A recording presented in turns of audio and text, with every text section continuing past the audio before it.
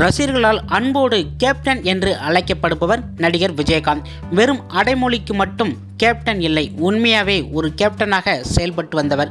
துவண்டு கிடந்த தமிழ் திரையுலகத்தை தனி ஒரு ஆளாக முன்னெடுத்து கொண்டவர் கேப்டன் விஜயகாந்த். தமிழ் சினிமாவில் வளர்ச்சிக்கு முக்கிய காரணம் இவர்தான். ரஜினியும் கமலும் ஆதிக்கம் செலுத்திய காலகட்டத்தில் தமிழ் சினிமாவில் தனக்கென ஒரு தனி இடத்தை அமைத்து கொண்டவர் கேப்டன் விஜயகாந்த். திரைப்படங்களை தாண்டி அனைவராலும் லைக் செய்யப்பட்டவர் அற்புதமான மனிதர் கேப்டன் விஜயகாந்த். டாப் நடிகர்களுக்கு மட்டும் முக்கியத்துவம் கொடுத்து வந்த தமிழ் சினிமாவில் பார்வையிலும் முற்றிலும் மாற்றியவர். டெக்னீசியன், ஃபைட்டர்ஸ், துணை நடிகர்கள் என கேமரா பின்னல் உள்ளவர்களையும் அங்கீகரித்தார். படங்கள் மட்டுமில்லாமல் அரசியலிலும் தான் ஒரு கிங் என்பதை நிரூபித்து காட்டினார். தமிழ் மக்களுக்கு ஒரு பிரச்சனை என்றால் முதல் ஆளாக முன்வந்து நிற்பவர் தான் கேப்டன்.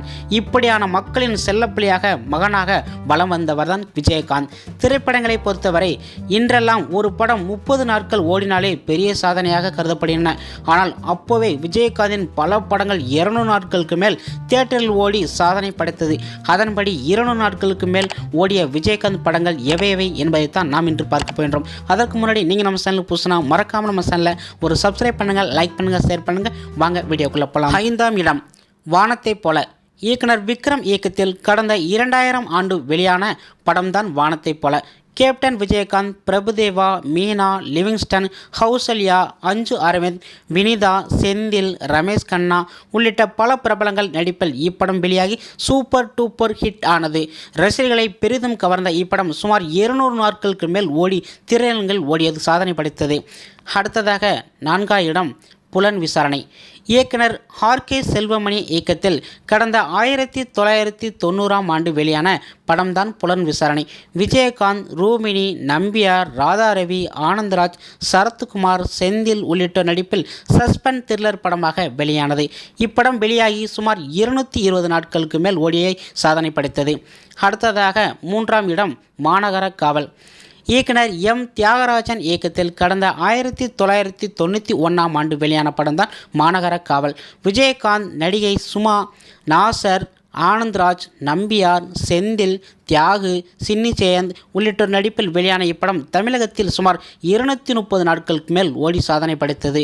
போலீஸ் கதாபாத்திரத்தில் நடித்த விஜயகாந்த் நடிப்பு மக்களை பெரிதும் ஈர்த்தது. மேலும் அந்த காலகட்டத்தில் அதிக வசூல் செய்த படம் இதுவாகத்தான் சொல்ல வேண்டும். அடுத்ததாக 2ஆம் இடம் கேப்டன் பிரபாகரன். இயக்குனர் ஆர்.கே. செல்வமணி இயக்கத்தில் கடந்த 1991ஆம் ஆண்டு வெளியான படம் கேப்டன் பிரபாகரன். விஜயகாந்தின் 100வது படமாக இப்படம் வெளியாகி மெகா ஹிட் படமாக மாறியது. தமிழ் சினிமாவில் வேறு எந்த நடிகருக்கும் கிடைக்காத வரவேற்பு விஜயகாந்தின் 100வது படத்திற்கு கிடைத்தது. இப்படம் சென்னை காசி தியேட்டரில் வெளியாகி சுமார் 300 நாட்களுக்கு மேல் ஓடி சாதனை படைத்தது. அடுத்ததாக முதல் இடத்தில் சின்ன கவுண்டர். இயக்குனர் ஆர்.வி. உதயகுமார் இயக்கத்தில் 1992ஆம் ஆண்டு வெளியான படம் சின்ன கவுண்டர். ரஜினி, கமல் இருவரும் தமிழ் சினிமாவில் உச்சத்தில் இருக்கும்போது மக்களின் முன்னில் தனி இடத்தை அமைத்து கொண்டவர் விஜயகாந்த். இவரின் சின்ன கவுண்டர் திரைப்படம் வெளியாகி சுமார் 315 நாட்கள் மேல் ஓடி சாதனை படைத்தது. விஜயகாந்த் படங்களில் அதிக நாட்கள் ஓடிய படம் இதுவாகத்தான் இருக்கும். இப்படிப்பட்ட பல படங்கள் விஜயகாந்தின் பல படங்கள் சாதனை படைத்துள்ளது.